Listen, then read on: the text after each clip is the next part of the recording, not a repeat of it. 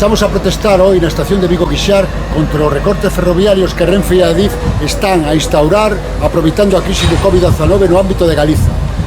Centos de trenes están deixando de circular no ámbito de Galiza que unen povos e cidades que permiten aos traballadores e a cidadanía achegarse aos postos de traballo e ás institucións para facer servicios básicos.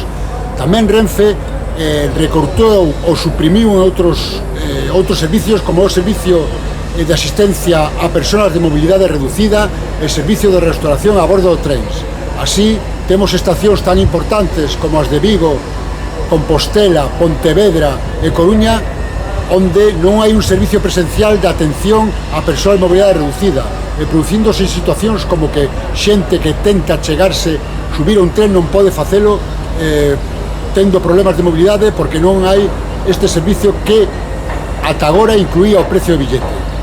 Dende CGT estamos a exixir a Renfe que restaure todos estes servicios que conlevan a súa supresión, que centos de traballadores estén agora mesmo en expedientes de regulación. Se de verdad queremos unha transición ecolóxica para paliar a crise climática, o tren é o único aliado con que contamos.